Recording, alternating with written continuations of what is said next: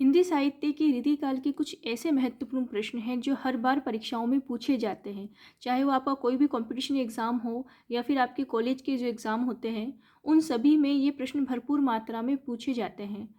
तो वो कौन से प्रश्न हैं जो आपके एग्ज़ाम में आने की पूरी संभावनाएं होती हैं? तो इसमें है कि रीतिकाल के जितने भी आचार्य कवि हैं उनके ग्रंथों के नाम। ये आपके सुमेलित वाले प्रश्नों में भी आ सकते हैं और छोटे प्रश्नों में भी आपसे जो कवि आचार्य हैं रीतिकाल के उनके ग्रंथों के नाम आपसे पूछ सकते हैं। तो आज हम क्या करेंगे, जितने भी आपके जो महत्वपूर्ण रीतिकाल के कवि या आचार्य हैं उनके ग्रंथों का हम यहाँ पर संक्षिप्त सा परिचय लेंगे। ठीक है, तो आप वीडियो को ध्यान से देखेंगे और ये जो प्रश्न आपको मैं बता रही हूँ इसके साथ मैंने इनके उत्तर भी लिखे हैं, तो आप इनको रजिस्टर में नोट डाउन करेंगे। देखिए, सबसे पहले हमारा प्रश्न है, मतीराम की रचनाओं के नाम लिखिए। मतीराम की रचनाओं के आपको नाम लिखने हैं। तो उनकी रचनाएं कौन कौन सी हैं?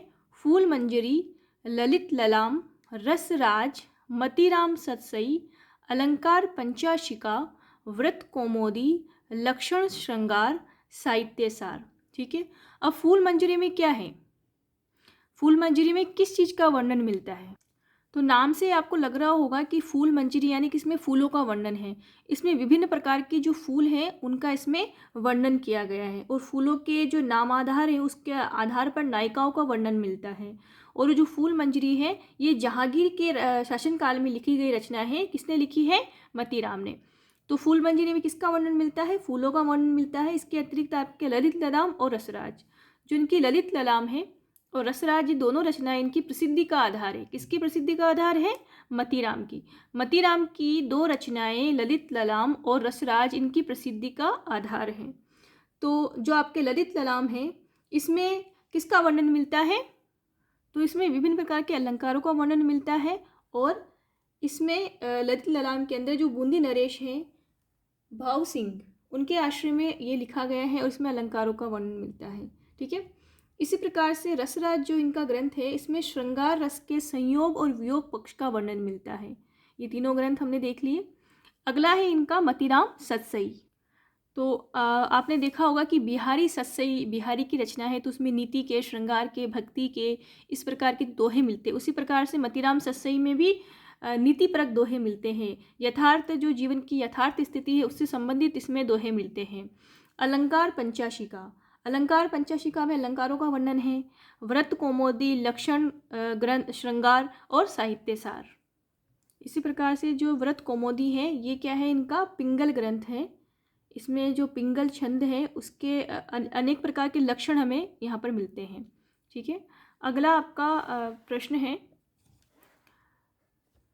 आचार्य केशवदास की रचनाओं के नाम लिखिए। ये बहुत महत्वपूर्ण प्रश्न है जो मैं सारे आपको बता रही हूँ। हर कंपटीशन एग्ज़ाम में आते हैं और आपके एग्ज़ाम में जो आपके BA first year, second year, final year जिसमें भी आपके रीतिकाल लगा हुआ है तो उसमें छोटे प्रश्नों में और बड़े प्रश्नों में ये प्रश्न ऐसे हैं जो बार बार पूछे जाते हैं, यानी कि एग्जामिनर के फेवरेट प्रश्नों में से एक है ये सारे ही प्रश्न जो मैं आपको बता रही हूँ। तो आचार्य केशवदास की जो रचनाएँ कौन कौन सी हैं? रसिक प्रिया, कवि प्रिया, रामचंद्रिका, रतन बावनी, वीर सिंह देवचरित्र, विज्ञान गीता, जहांगीर जस चंद्रिका, नखशिख और छंदमाला। तो ये सारे जो ग्रंथ हैं ये किसके हैं? केशवदास के। केशवदास के कौन कौन से ग्रंथ हैं? रसिक प्रिया, जिसमें विभिन्न प्रकार के रसों का वर्णन मिलता है ना, रसों का वर्णन भी मिलता है। जो रस के अवयव हैं, कौन कौन से रस के अवयव हैं उनके बारे में बताया गया है।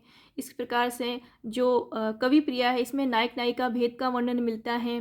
रामचंद्रिका जिसको कि छंदों का अजायब घर कहा जाता है। अलंकार, इसमें बहुत सारे प्रकार के अलंकार मिलते हैं। इसकी संवाद योजना प्रसिद्ध है किसकी? रामचंद्रिका की। और रामचंद्रिका की संवाद योजना के आधार पर ही इनको कठिन काव्य का प्रेत कहा जाता है। किसको? केशवदास को। किसने कहा? आचार्य रामचंद्र शुक्ल ने। इसी प्रकार से जो रतन बावनी है, ये जो रतन बावनी है वीर सिंह देव चरित्र है। ये रतन बावनी, वीर सिंह देव चरित्र और जहांगीर जस चंद्रिका, ये जो तीन जिनके ग्रंथ हैं ये क्या है? ऐतिहासिक चरित्र काव्य हैं। ठीक है, तो वीर सिंह जो इसके अंदर जो वीर सिंह देव चरित्र है इसमें वीर सिंह की वीरता का वर्णन मिलता है। और जो इनकी रतन बावनी है ये ओरछा नरेश मुगल शाह के पुत्र रतन सेन की वीरता का इसमें वर्णन मिलता है। इसी प्रकार से इनका जहांगीर जस चंद्रिका है, इसके अंदर जहांगीर की वीरता का वर्णन मिलता है। उसके ऐतिहासिक जो जितने भी उसके कार्य हैं उनका उसमें उल्लेख मिलता है। विज्ञान गीता के अंदर जो केशव दास हैं, इन्होंने बुद्धि को और विवेक को हृदय से ऊपर बताया। ठीक है। नखशिख है तो इसमें नायिकाओं के नखशिख का वर्णन मिलता है। छंदमाला है तो छंदमाला के अंदर विभिन्न प्रकार के छंद मिलते हैं।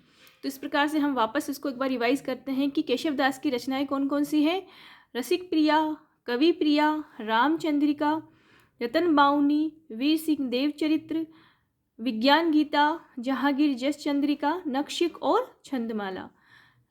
ठीक है। इसी प्रकार से आपका अगला प्रश्न है, रीतिकाल के आचार्य भिखारी दास के ग्रंथों के नाम लिखिए। तो आज का जो वीडियो, इसमें सारे ही जितने भी महत्वपूर्ण आपके रीतिकाल के कवि हैं, आचार्य हैं, उनके नाम में इसमें जो ग्रंथों के नाम हैं उन्हीं का यहाँ वर्णन है।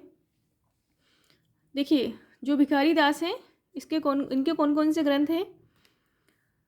रस सारांश, काव्य निर्णय, श्रृंगार निर्णय, छंदोरवर्ण पिंगल, शब्द नाम कोश, विष्णु पुराण भाषा, शतरंज शतिका। तो ये सारे ही किसके ग्रंथ हैं? भिखारी दास के।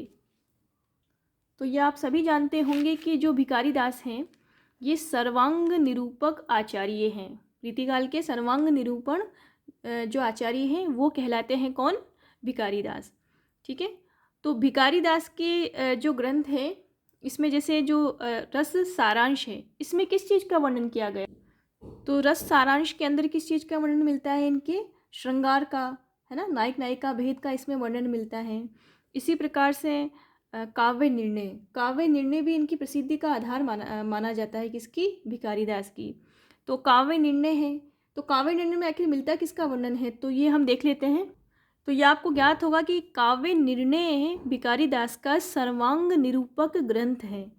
और सर्वांग निरूपक ग्रंथ का मतलब होता है कि जैसे मम्मट है, विश्वनाथ है, अप्पे दीक्षित है, जयदेव है और भानुदत्त है, इनके जो ग्रंथ हैं उनका इसके अंदर उन्होंने इसका अनुकरण किया है। किसने? भिखारी दास में। किसमें? काव्य निर्णय के अंदर।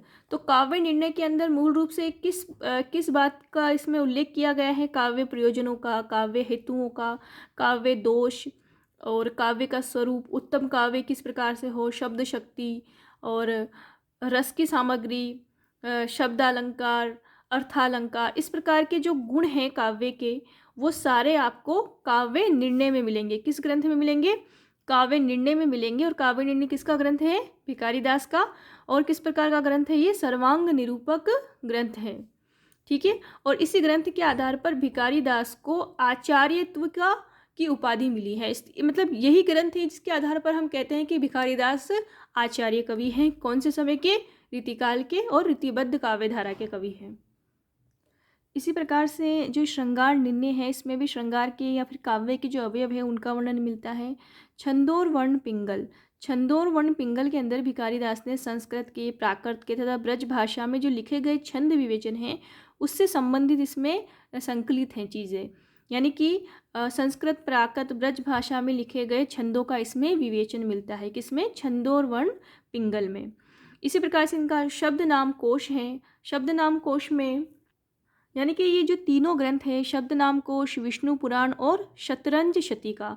शब्द नाम कोश में जैसे आपका पता चल रहा होगा कि कोश यहाँ पर लिया गया है, मतलब किसी प्रकार की डिक्शनरी जो होती है उसके लिए आता है। तो शब्दों की, विभिन्न प्रकार के शब्दों की बात कही है वो शब्द नाम कोश में है। विष्णु पुराण इनकी भक्ति से संबंधित है। और शतरंज शतिका के अंदर क्या बताया गया है? शतरंज खेल का वर्णन मिलता है, किस प्रकार से खेला जाता है और किस प्रकार से इसमें दांवपेच लगाए जाते हैं। तो ये सारे ग्रंथ किसके हैं? ये सारे ग्रंथ किसके हैं? भिखारी दास के। कौन कौन से ग्रंथ हैं? रस सारांश, काव्य निर्णय, श्रृंगार निर्णय, छंदोर वर्ण पिंगल, शब्द नाम कोश, विष्णु पुराण भाषा और शतरंज शतिका। अगला आपका प्रश्न है, रीतिबद्ध कवि सेनापति के ग्रंथों का नाम लिखिए। तो इनके दो ग्रंथ माने जाते हैं मूल रूप से, कवित्त रत्नाकर और काव्य कल्पद्रुम। तो कवित्त रत्नाकर है, इसके अंदर क्या है? षट्रिटु वर्णन है। ठीक है। और इसमें राम रसायन भी है, यानी कि राम की भक्ति का भी वर्णन मिलता है। श्रृंगार भी मिलता है, अलंकार भी मिलते हैं, और इसके अलावा रामायण से संबंधित इनकी पंक्तियाँ भी मिलती हैं। तो अलग अलग तरंगों में ये बटा हुआ है। कौन सा ग्रंथ इनका? कवित्त रत्नाकर। ये अलग अलग तरंगों में बटा हुआ है, और उसके आधार पर इसमें, यानी कि इसमें 5 तरंगे हैं। किसमें? 5 तरंगों में बटा हुआ है कवित्त रत्नाकर, जिसके अंदर अलग अलग तरंगों में, अलग अलग तरंग मतलब कि अलग अलग अध्यायों में अलग अलग स्थितियों का वर्णन है। जैसे कि अलंकार का, श्रृंगार का, षट ऋतु वर्णन, रामायण, राम रसायन, इस प्रकार से इसमें सारे वर्णन मिलते हैं। इसके अलावा इनका एक और ग्रंथ है काव्य कल्पद्रुम। ठीक है, तो काव्य कल्पद्रुम और कवित्त रत्नाकर, ये 2 इनके ग्रंथ हैं। अगला आपका प्रश्न है, पद्माकर की रचनाओं के नाम लिखिए। तो पद्माकर की कौन कौन सी रचनाएं हैं? ये सारे ही जो इनकी रचनाएं हैं, हिम्मत बहादुर, विरुदावली, पद्माभरण, जगत विनोद, प्रबोध पचासा, गंगा लहरी, प्रताप सिंह विरुदावली और आलीजा प्रकाश। तो पद्मावत की जो रचनाएं हैं, हिम्मत बहादुर विरुदावली। हिम्मत बहादुर विरुदावली एक प्रबंधात्मक रचना है, यानी कि प्रबंध काव्य है ये। और हिम्मत बहादुर विरुदावली के अंदर किसका वर्णन मिलता है? याद कीजिए, हमने कक्षा में भी बात करी है। ये जो आपके सेना नायक थे, कहाँ के? बांदा के सेना नायक थे गोसाई अनूप गिरी, जिनका उपनाम था हिम्मत बहादुर। तो उन्हीं की वीरता का इसके अंदर अनूप गिरी जो है, उनकी वीरता, उनकी साहस और उनके युद्धों का इसमें वर्णन मिलता है। इसके अलावा है अगला ग्रंथ इनका पद्माभरण। पद्माभरण के अंदर क्या है? अलंकारों का इसमें वर्णन मिलता है। ठीक है, और इसके अलावा है जगत विनोद। और जगत विनोद भी क्या है? जो जयपुर नरेश है प्रताप सिंह, उनके राज्याश्रय में लिखा गया है ये जगत विनोद। और जगत विनोद के अंदर 9 प्रकार के रसों का इसमें वर्णन मिलता है।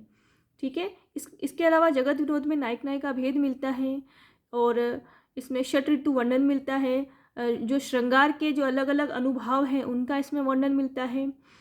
अगला इनका प्रबोध पचासा। प्रबोध पचासा एक इनका वैराग्य ग्रंथ है, जो सांसारिक जो वैराग्य की स्थिति है, संसार के अंदर जो नश्वरता है, उसका इसमें वर्णन मिलता है। गंगा लहरी है, इसमें गंगा की भक्ति, गंगा की महत्ता, गंगा की पवित्रता का वर्णन मिलता है। प्रताप सिंह विरुदावली। तो प्रताप सिंह विरुदावली के अंदर किसका वर्णन मिलता है? याद कीजिए आप, प्रताप सिंह विरुदावली, जैसा कि नाम से ही प्रतीत हो रहा है ये। तो प्रताप सिंह की वीरता का इसमें वर्णन मिलता है। किसमें? प्रताप सिंह विरुदावली में। अगला है इनका आलीजा प्रकाश। आलीजा प्रकाश में किसका वर्णन मिलता है? इसमें शास्त्रीय विवेचन इसके अंदर मिलता है, आलीजा प्रकाश के अंदर। अगला आपका प्रश्न है, रीतिकाल के वीर रस के कवि भूषण की रचनाओं के नाम लिखिए। तो भूषण की कौन कौन सी रचनाएं हैं? शिवराज भूषण, शिवा बावनी और छत्रसाल दशक। तो एकमात्र ये क्या है? रीतिकाल के राष्ट्रीय कवि है, वीर रस के कवि है, वीरता के कवि हैं। शिवराज भूषण, शिवराज की वीरता का वर्णन मिलता है। शिवा बावनी के अंदर वही जो शिवाजी महाराज जी, उनकी वीरता का वर्णन मिलता है। छत्रसाल दशक में छत्रसाल की वीरता का वर्णन मिलता है। तो ये सारे ही जो इनके ग्रंथ हैं, ये राष्ट्रीय भावना से ओतप्रोत हैं, यानी कि रीतिकाल के अंदर भी ऐसा कोई कवि है जिन्होंने राष्ट्र के बारे में सोचा, राष्ट्र की जनता के बारे में सोचा, और राष्ट्र हित के अंदर उनके ग्रंथ लिखे गए, और राष्ट्र के जो राष्ट्र नायक हैं, उनकी वीरता का यहाँ पर वर्णन हमें मिलता है। ठीक है, अगला है आपके रीति मुक्त काव्य धारा के कवि घनानंद के ग्रंथों के नाम लिखिए। तो कौन कौन से ग्रंथ हैं रीति मुक्त काव्य धारा के? घनानंद के जो कवि हैं घनानंद, उनके कौन कौन से ग्रंथ यहाँ मिलते हैं?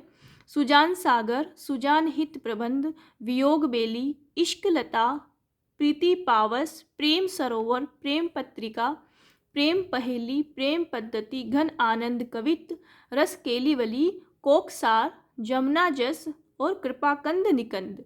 ये किसके हैं? ये जो सारे आपके हैं, ये रीतिकाल के रीति मुक्त काव्य धारा के कवि किसके हैं?